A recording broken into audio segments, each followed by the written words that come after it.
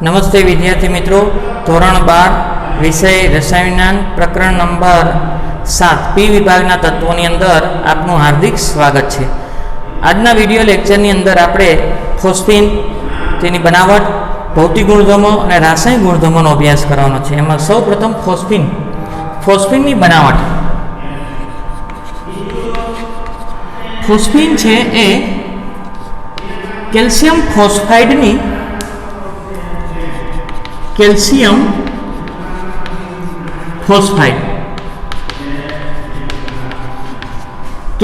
ફોસ્ફાઇડની H2O અથવા HCl સાથેની પ્રક્રિયાથી મેળવી શકાય.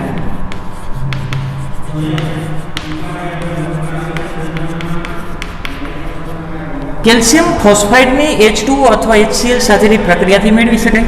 કેલ્શિયમ ફોસ્ફાઇડ એટલે Ca3P2 અને શું કહેવાય કેલ્શિયમ ફોસ્ફાઇડ, એની હું પાણી સાથે પ્રક્રિયા કરું તો આનું વિઘટન આ રીતે થશે.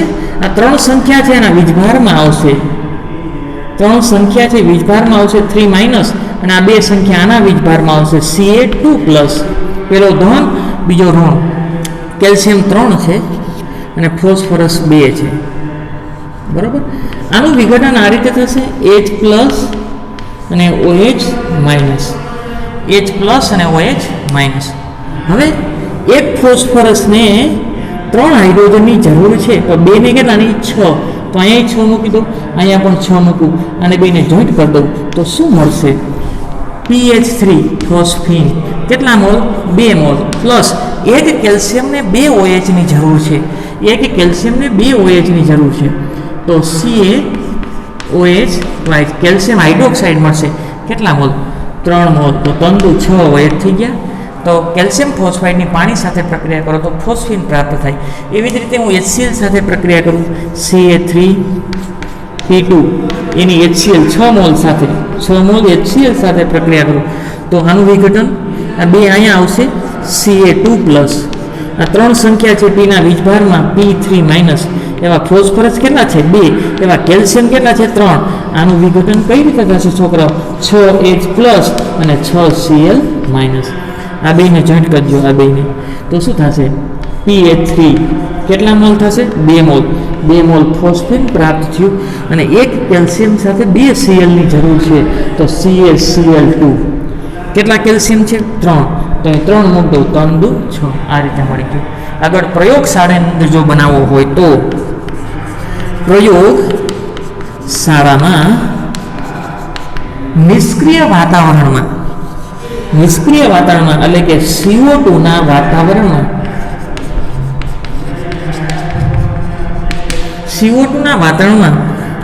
P4 ની આલ્કલી સાથે, આલ્કલી એટલે શું થાય? બેઝ, NaOH સાથે પ્રક્રિયાથી મેળવી શકાય. P4 ની આલ્કલી સાથેની પ્રક્રિયાથી મેળવી શકાય. શું? ફોસ્ફીન. આ ફોસ્ફરસ P4 પ્લસ એની NaOH સાથે પ્રક્રિયા પ્લસ H2O.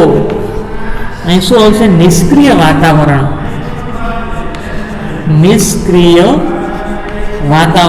એટલે શું કામ નિષ્ક્રિય વાતાવરણ? યાદ રાખો, કાલે જોયું તો P4 ના ગુણધર્મ મીણ જેવો સફેદ ઘન પદાર્થ, અતિશય ઝેરી છે, પાણીમાં અદ્રાવ્ય છે, કાર્બન ડાયોક્સાઇડમાં દ્રાવ્ય છે. એ બંધકોણ 109 ડિગ્રી 28 મિનિટને બદલે ખૂબ જ નાનો 60નો બને છે. એને કારણે બંધમાં તણાવ ઉત્પન્ન થાય. આ તણાવને કારણે બંધકોણ અતિશય નબળો અને ક્રિયાશીલ બને, જે ઓક્સિજનના સંપર્કમાં આવતા સળગી ઉઠે, એટલે અતિશય પ્રતિક્રિયાત્મક છે. તો ફોસ્ફરસ ઓક્સિજનના સંપર્કમાં હોય ને તો સળગી જાય, તો ફોસ્ફીન બનશે નહીં. તો નિષ્ક્રિય વાતાવરણ લેવું પડશે. શું લેવું પડશે? નિષ્ક્રિય વાતાવરણ. અને નિષ્ક્રિય વાતાવરણ એટલે ઓક્સિજન નથી, કોની હાજરી છે? CO2. એટલે P4 સળગશે નહીં, પોતાના ગુણધર્મો ગુમાવશે નહીં. પછી એને સાથે પ્રક્રિયા કરી ફોસ્ફીન આપે. શું આપશે? ફોસ્ફીન PH3 અને બીજું શું આપશે? NaH2PO2. આનું નામ થાય સોડિયમ હાઇપોફોસ્ફાઇટો. સોડિયમ હાઇપોફોસ્ફાઇડ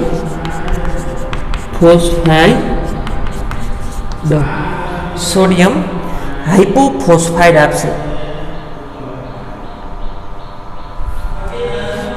સોડિયમ હાઇપોફોસ્ફાઇડ આપશે. બેલેન્સ કરીએ તો ફોસ્ફરસ 4 છે, અહીં 1 છે, અહીં 3 મૂકી દઉં. સોડિયમ 3, અહીં 3 મૂકી દઉં. ઓક્સિજન તંદુ 6. તો 3 તો અહીંયા છે, 3 ઘટે છે, અહીં 3 મૂકી દઉં. હાઇડ્રોજન તંદુ 6 ને 3 9, તો તંદુ 6 ને 3 9. નિષ્ક્રિય વાયુનું વાતાવરણ એટલે કે CO2 રાખવાનું, ઓક્સિજન રાખવાનો નથી, નકર સળગી જશે. આગળ આ ફોસ્ફીન છે શુદ્ધ સ્વરૂપે હોય ને તો અજ્વલનશીલ છે. ફોસ્ફીન છે શુદ્ધ સ્વરૂપે હોય તો ફોસ્ફીન શુદ્ધ સ્વરૂપે અજ્વલનશીલ.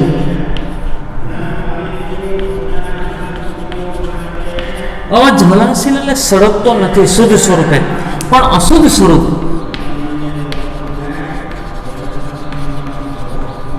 કોનું? P2H6 એટલે કે ડાયફોસ્ફીન અથવા P4 ની બાષ્પ ની હાજરીમાં તે જ્વલનશીલ છે. એવું કે જે શુદ્ધ સ્વરૂપે PA3 હોય તો એ સળગતો નથી. કોઈ ફોસ્ફીનની અંદર એ ડાયફોસ્ફીન સ્વરૂપે હોય અથવા P4 ની બાષ્પની હાજરી હોય તો એ જ્વલનશીલ છે. જો આની અશુદ્ધિ હોય, P4 ની અથવા P2H6 ડાયફોસ્ફીનની અશુદ્ધિ હોય તો એ કેવો છે? જ્વલનશીલ છે. જો શુદ્ધ સ્વરૂપે જોતો હોય તો, અશુદ્ધ સ્વરૂપમાંથી શુદ્ધ સ્વરૂપે જોતો હોય તો અશુદ્ધ સ્વરૂપે એની HI સાથે પ્રક્રિયા કરવાની છે. કોની સાથે? HI સાથે. અશુદ્ધ સ્વરૂપ કેવું છે? જ્વલનશીલ, એ સળગી ઉઠે છે. એની HI સાથે પ્રક્રિયા કરો અને અહીં ફોસ્ફોનિયમ આયોડાઇડ મળશે. ફોસ્ફોનિયમ આયોડાઇડ. એ ફોસ્ફોનિયમ આયોડાઇડની એની હું KOH સાથે પ્રક્રિયા કરું તો શુદ્ધ સ્વરૂપે શું મળશે? ફોસ્ફીન. શુદ્ધ સ્વરૂપે શું મળશે? ફોસ્ફીન. તો આપણે ફોસ્ફોનિયમ આયોડાઇડ કઈ રીતે મળે? અશુદ્ધ ફોસ્ફીન છે એની HI સાથે પ્રક્રિયા કરો, અશુદ્ધ ફોસ્ફોનની HI સાથે પ્રક્રિયા કરો તો ફોસ્ફોનિયમ આયોડાઇડ મળે. ફોસ્ફોનિયમ આયોડાઇડ એટલે શું થાય? PH4I. શું થશે? PH4I. હાલો એક સ્ટેપ વધારે લખો. અશુદ્ધ ફોસ્ફીન PH3 અશુદ્ધ, એની કોની સાથે પ્રક્રિયા કરી? HI. બરોબર. આ એસિડિક ગુણધર્મ ધરાવે. આ તો બેઝિક. તો H+ નો સ્વીકાર કરીએ. H+ નો સ્વીકાર કરીએ તો કેમાં ફેરવાય? એને PH4+ અને I- અને કહેવાય ફોસ્ફોનિયમ આયોડાઇડ. આ PH4I ફોસ્ફોનિયમ આયોડાઇડ.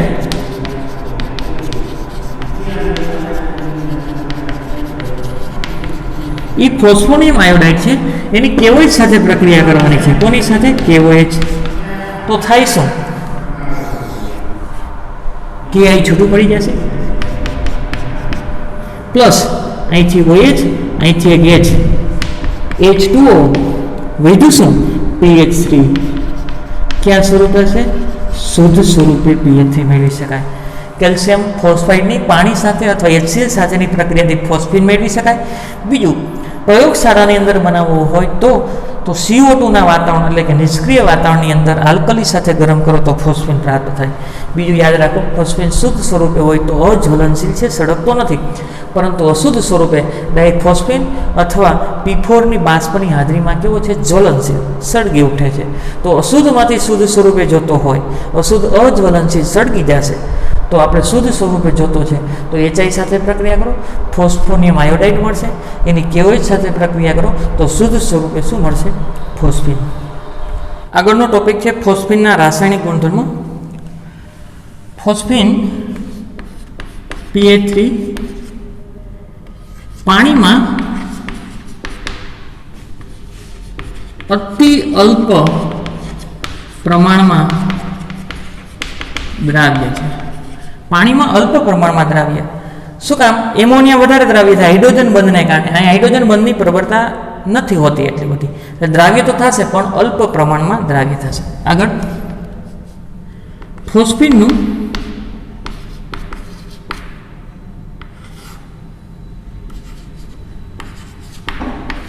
પાણીમાં દ્રાવણ પ્રકાશની હાજરીમાં વિઘટન પામે. પ્રકાશની હાજરીમાં વિઘટન પામીને H2 અને P4 આપે. આ ફોસ્ફીન પાણીની હાજરી હોય, સૂર્યપ્રકાશ હોય તો એનું વિઘટન થઈ જાય. શેમાં ફેરવાઈ જાય? H2 અને P4. બરોબર? આ રીતે PA3 પાણીની હાજરી છે, સૂર્યપ્રકાશ હોય તો શેમાં રૂપાંતર થાય? P4 અને H2. શેમાં રૂપાંતર થશે? P4 અને H2. પાણીની હાજરી જલીય દ્રાવણ છે, અલ્પ પ્રમાણમાં દ્રાવ્ય છે, સૂર્યપ્રકાશની હાજરી છે તો વિઘટન થઈ અને P4 ને H2 આપે. વિઘટન થઈને P4 H2 આપે. આગળ એ PA3 છે એ CuSO4 અથવા AgCl2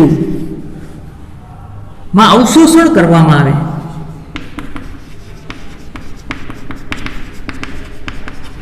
અવશોષવામાં આવે તો તેને અનુરૂપ ફોસ્ફાઇડ બનાવે. તેને અનુરૂપ શું બનાવે? ફોસ્ફાઇડ. આ CuSO4 એની ફોસ્ફીન સાથે પ્રક્રિયા કરવી તો આનું વિઘટન શું થાય? Cu2 SO4 2 આનું વિઘટન P3 અને H આ 3 છે ત્યાં 3 મૂકતો. હવે યાદ કરો આ બેને જોડવાના છે. આ બેને જોડવાના. અહીંયા 3 સંયોજકતા છે, અહીંયા 2 છે. તો બેલેન્સ કરવા માટે આને 2 વડે ગુણું, સોરી આને 3 વડે ગુણું. અહીં 3, અહીંયા 3. તો આને કેટલા વડે ગુણું? 2 વડે. અને 2 વડે ગુણું, અને 2 વડે ગુણું તો કેટલા થાય? 6. અને અહીંયા 2 વડે. તો આને જોડો તો શું બનશે? આવું બનશે. એના અનુરૂપ ફોસ્ફાઇડ Cu3P2 કોપર ફોસ્ફાઇડ મળ્યું. શું મળ્યું? Copper phosphide. Copper phosphide. હવે આ ફોસ્ફાઇડની તમે પાણી સાથે પ્રક્રિયા કરો અથવા HCl સાથે પ્રક્રિયા કરો તો પાછું ફોસ્ફીન આપે. બરોબર? અને CuCl2 આપે. હમણાં થોડીક વાર પહેલાં કેલ્શિયમ ફોસ્ફાઇડની પાણી અને HCl સાથે પ્રક્રિયા કરો ફોસ્ફીન બનાવ્યો હતો. તો આ કોપર સલ્ફેટ સાથે પ્રક્રિયા કરો તો કોપર ફોસ્ફાઇડ, અને મર્ક્યુરી ક્લોરાઇડ સાથે પ્રક્રિયા કરો તો મર્ક્યુરી ફોસ્ફાઇડ આપે. બીજું શું મળશે? એક SO4 ને 2 હાઇડ્રોજનની જરૂર છે. H2SO4 તો આપણે આગળ 3 છે તો 3 મોલ H2SO4 મળશે. 3 મોલ શું મળશે? H2SO4. આ બે ભેગા થશે. આગળ બીજું HgCl2. HgCl2 આ પરીક્ષામાં લખવાની જરૂર નથી, આ તો સમજવા માટે છે. તમને પૂછે કે HgCl2 ની ફોસ્ફીન સાથે પ્રક્રિયા કરતા શું મળે તો આ રીતે કરી નાખવાનું, કાંઈ ચિંતા નહીં. આ 2 છે અહીં લઈ ગયો. Hg2 અને 2Cl વિઘટન કરતા આવડવું જોઈએ. P3 ને 3H. હવે આ બેને જોડવાના છે. આની સંયોજકતા 3 છે અને આની સંયોજકતા 2 છે. તો આને 3 વડે ગુણું, આને 3 વડે ગુણું તો કેટલા થાય? 6. અને આ 3. આને 2 વડે, આને 2 વડે ગુણું તો કેટલા થાય? 6. કેટલા થશે? 6. અને અહીંયા 2. તો આ બેને હું જોડું તો શું થશે? Hg3P2 mercury phosphide. શું થશે? Mercury phosphide. મર્ક્યુરી ફોસ્ફાઇડ પ્રાપ્ત થશે. અને આ બંનેને જોડું તો 6H+ ને 6Cl તો 6 મોલ શું મળે? HCl. આગળ PA3 છે એ નિર્બળ બેઝ તરીકે વર્તે. નિર્બળ બેઝ. શું કામ? એની પાસે અબંધકારક ઇલેક્ટ્રોન છે. તો એમોનિયા ઇલેક્ટ્રોન યુગ્મનું દાન કરે છે તો આ કરે જ છે, પણ એમોનિયાની બેઝ તરીકેની પ્રબળતા વધારે છે, કારણ કે એનું ઇલેક્ટ્રોન વાદળ આની સરખામણીમાં નાનું છે. અહીંયા ઇલેક્ટ્રોન વાદળ મોટું છે તો ઇલેક્ટ્રોન ઘનતા છૂટી હોય. ઇલેક્ટ્રોન ઘનતા છૂટી હોય તો ઇલેક્ટ્રોન મળવાની સંભાવના ફોસ્ફરસની કેન્દ્રની નજીક ઓછી હોય એટલે દાન કરવાની વૃત્તિ ઓછી, દાન કરવાની વૃત્તિ ઓછી એટલે બેઝિકતા ઓછી થશે. આ નિર્બળ બેઝ તરીકે વર્તે છે અને પ્રોટોન સ્વીકારવાની વૃત્તિ ઓછી, પ્રોટોન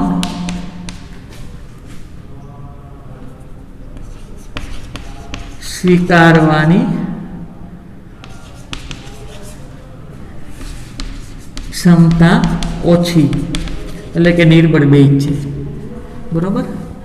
તો એમોનિયાની જેમ એસિડ સાથે પ્રક્રિયા કરે, એમોનિયાની જેમ એસિડ સાથે પ્રક્રિયા કરે, પ્રક્રિયા કરી શું આપે? ક્ષાર. એમોનિયા એસિડ સાથે, એમોનિયા બેઝ છે, એસિડ સાથે પ્રક્રિયા કરો તો ક્ષાર આપે. તો આ પણ બેઝ જ છે, આ પણ બેઝ જ છે.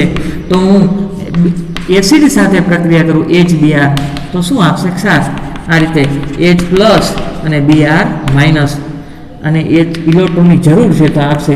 તો આને ઇલેક્ટ્રોન યુગ્મનું દાન કર્યું અને એને દાન કર્યું તે બેઝ તરીકે વર્તે, અથવા H પ્લસનો સ્વીકાર કર્યો અને H પ્લસનો સ્વીકાર કરે ને એ પણ બેઝ તરીકે જ વર્તે. તો અહીં PH4 પ્લસ મળ્યું અને Br માઇનસ, તો આ ક્ષાર મળ્યો. એનું નામ થાય ફોસ્ફોનિયમ બ્રોમાઇડ. શું નામ થશે? ફોસ્ફોનિયમ બ્રોમાઇડ. ફરીથી ફોસ્ફિન પાણીમાં અલ્પ પ્રમાણમાં દ્રાવ્ય, એનું જલીય દ્રાવણ હોય, સૂર્યપ્રકાશની હાજરીમાં વિઘટન થાય, P4 અને H2 આપે. કોપર સલ્ફેટ સાથે પ્રક્રિયા કરો તો કોપર ફોસ્ફાઇડ, અને મર્ક્યુરી ક્લોરાઇડ સાથે પ્રક્રિયા કરો તો મર્ક્યુરી ફોસ્ફાઇડ આપે. PH3માં નાઇટ્રોજન પાસે અબંધકારક ઇલેક્ટ્રોન યુગ્મ હોવાને કારણે ઇલેક્ટ્રોન યુગ્મનું દાન કરે એટલે બેઝ તરીકે વર્તે છે, અથવા H પ્લસનો સ્વીકાર કરે પણ ઓછા એટલે નિર્બળ બેઝ તરીકે વર્તે છે. એમોનિયા જેમ એસિડ સાથે પ્રક્રિયા કરી ક્ષાર આપે, તો ફોસ્ફિન પણ બેઝ તરીકે વર્તે છે, તો એસિડ સાથે પ્રક્રિયા કરી ક્ષાર આપે. કયો? ફોસ્ફોનિયમ બ્રોમાઇડ. આગળનો ટોપિક છે ફોસ્ફિનના ભૌતિક ગુણધર્મો.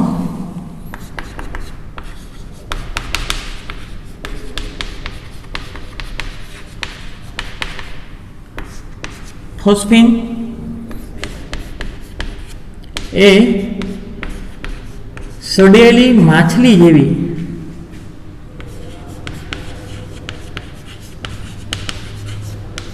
વાસ ધરાવતો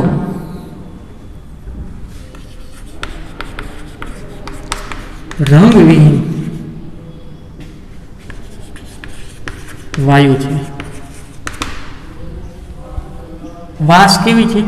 સડેલી માછલી જેવી, રંગ નથી એટલે રંગવિહીન, અને અવસ્થા વાયુ. એક વાક્યની અંદર 3 ગુણધર્મ છે. એક વાસ સડેલી માછલી જેવી, રંગ રંગવિહીન, અને અવસ્થા કેવી છે? વાયુ. અતિ ઝેરી છે. અતિશય કેવો છે? ઝેરી. બીજું HNO3 Br2 Cl2 જેવા ઓક્સિડેશન કરતા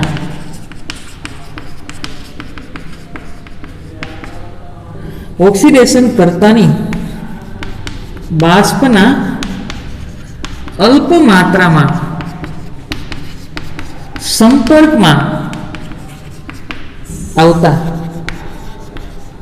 એ વિસ્ફોટક છે. કેવો છે? વિસ્ફોટક એટલે કે ધડાકો થાય. ફોસ્ફિન HNO3 Br2 અને Cl2 જેવા ઓક્સિડેશન કરતાના સંપર્કમાં. હવે આ ઓક્સિડેશન કરતા છે, યાદ રાખજો, આ ઓક્સિડેશન કરતા છે એટલે ફોસ્ફિનનું શું કરે? ઓક્સિડેશન એટલે એમાંથી હાઇડ્રોજન દૂર થાય, એના હાઇડ્રોજન દૂર થાય અને H2 ઉત્પન્ન થાય, અને H2 ઉત્પન્ન થાય ને એટલે અહીંયા વિસ્ફોટ ધડાકો થાય. ફરીથી આ ઓક્સિડેશન કરતા છે, આના સંપર્કમાં આવે, એની બાજુ અલ્પ પ્રમાણમાં સંપર્કમાં આવે. ઓક્સિડેશન કરતા આનું ઓક્સિડેશન કરે એટલે એમાંથી હાઇડ્રોજન દૂર થાય ને ઓક્સિડેશન કહેવાય, અને H2 ઉત્પન્ન થાય, ને H2 ઉત્પન્ન થાય અહીંયા ધડાકો થવાનો જ છે એટલે એની હાજરીમાં કેવો છે? વિસ્ફોટક. 3 ગુણધર્મ: એ સડેલી માછલી જેવી વાસ, રંગ નથી એટલે રંગવિહીન, અને અવસ્થા કેવી છે? વાયુ. અતિશય કેવો છે? ઝેરી. HNO3 Br2 Cl2 જેવા ઓક્સિડેશન કરતાના સંપર્કમાં આવતા વિસ્ફોટક ધડાકો કરે. આગળ એના ઉપયોગ ક્યાં થાય?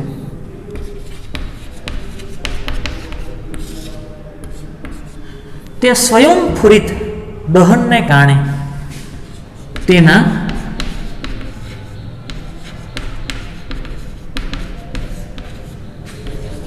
દહનના કારણે તેનો ઉપયોગ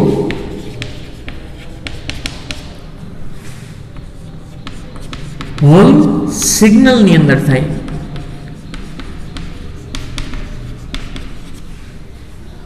એનું સ્વયંભૂ દહન થાય. સ્વયંભૂ દહન થવાને કારણે તેનો ઉપયોગ હોર્ન સિગ્નલની અંદર થાય. હવે આ ઘટનામાં હોય શું? આ ઘટનામાં કેલ્શિયમ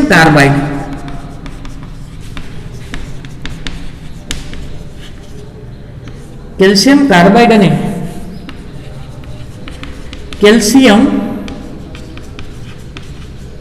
ફોસ્ફાઇડ ધરાવતા પાત્રમાં છિદ્ર પાડી અથવા કાણું પાડી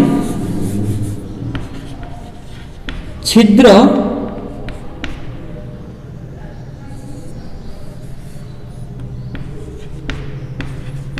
પાડી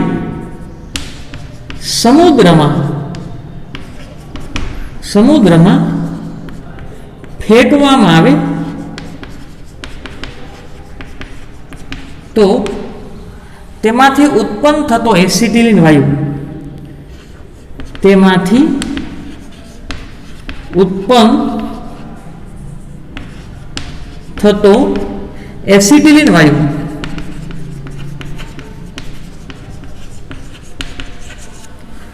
જ્વાળાઓ સાથે પ્રજ્વલિત થાય.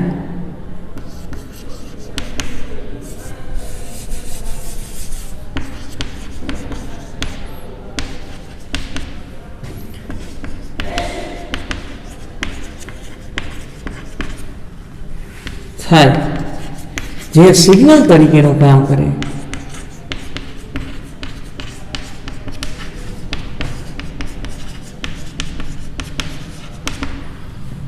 અને બીજો એનો ઉપયોગ થાય ધૂમ્ર પડદા બનાવવા. બીજું તે ધૂમ્ર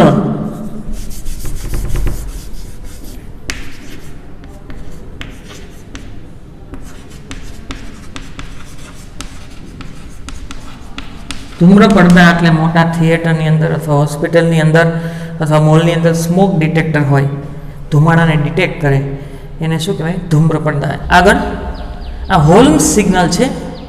આ ઘટનાની અંદર કેલ્શિયમ કાર્બાઇડ અને કેલ્શિયમ ફોસ્ફાઇડ. કેલ્શિયમ ફોસ્ફાઇડ એટલે શું થાય? Ca3P2. બરોબર? એ પાત્રમાં ભરી એ સમુદ્રમાં ફેંકવું છે, એટલે પાણીના સંપર્કમાં આવે તો આપણને ખબર છે શું ઉત્પન્ન થશે. Ca+ છે તો આમાંથી કોણ આવે? OH. તો CaOH આવું ઉત્પન્ન થાય. અહીં કેલ્શિયમ અને આમાં આમાં ફોસ્ફરસ અને આમાં હાઇડ્રોજન, એટલે શું ઉત્પન્ન થાય? Pa3. આ ફોસ્ફેન ઉત્પન્ન થયું. શું થયું? ફોસ્ફેન. બીજું આ કેલ્શિયમ કાર્બાઇડ છે. કેલ્શિયમ કાર્બાઇડનું બંધારણ થાય CaC2. આ કેલ્શિયમ કાર્બાઇડ CaC2 એને પણ પાત્રમાં ભરેલો છે પાણી સાથે, સમુદ્રમાં ફેંક્યું એટલે પાણી એની અંદર સંપર્કમાં આવશે તો શું ઉત્પન્ન થાય? આનું બંધારણ આવું છે CaC3+1. હવે અહીંથી બંધ તૂટે ને તો આ કાર્બન ઇલેક્ટ્રોન લઈને વહી જાય, અહીંથી બંધ તૂટે તો આ કાર્બન ઇલેક્ટ્રોન લઈને વહી જાય. આનું આ રીતે થશે.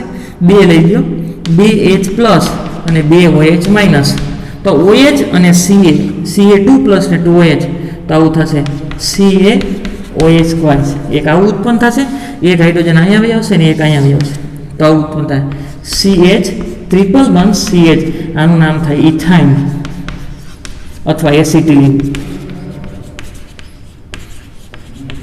હવે એસિટિલિન ગેસ ઉત્પન્ન થયો છે અને ફોસ્ફિન ઉત્પન્ન થયો છે. કેલ્શિયમ ફોસ્ફાઇડ, કેલ્શિયમ કાર્બાઇડ પાત્રમાં ભર્યો છે, પાત્રની અંદર કાણું છે, સમુદ્રમાં ફેંકા, બંનેમાં પાણી ઉમેરાનું એટલે ફોસ્ફિન ઉત્પન્ન થયો અને એસિટિલિન ઉત્પન્ન થયો. એસિટિલિન આપમેળે સળગતો નથી, સળગી ઉઠે તેવો છે પણ આપમેળે સળગતો નથી, પણ ફોસ્ફિન ઉત્પન્ન થયો છે. ફોસ્ફિન સ્વયંભૂ દહન થશે, સ્વયંભૂ દહન થશે પછી આ તો સળગશે જ ને, સળગી ઉઠે તેવો છે. આ સ્વયંભૂ દહન થયું, આ પણ ઉત્પન્ન થયો છે ગેસ. એટલે જ્વાળાઓ સાથે સળગશે, જે ક્યાં તરીકેનું કામ કરે? સિગ્નલ તરીકેનું કામ કરે. તેમાંથી ઉત્પન્ન થતો એસિટિલિન વાયુ જ્વાળાઓ સાથે પ્રજ્વલિત સળગશે, જે ક્યાં તરીકેનું કામ કરે? સિગ્નલ તરીકેનું કામ કરશે. Carefully observe the process, how Holmes signal is produced and how it is used. Holmes signal. This serves as a signal to the approaching ships. The containers, which have a perforated bottom and a hole at the top, are filled with calcium phosphide and calcium carbide. These are thrown into the sea. Water enters the container through the bottom and reacts with calcium carbide and calcium phosphide to give acetylene and phosphine. Phosphine gets ignited spontaneously as it comes in contact with air and also ignites acetylene. Thus, a bright red flame is produced, which is accompanied by a huge smoke due to the burning of phosphine. This serves as a signal to the approaching ships. Calcium phosphide plus water gives phosphine plus calcium hydroxide. Calcium carbide plus water gives acetylene plus calcium hydroxide.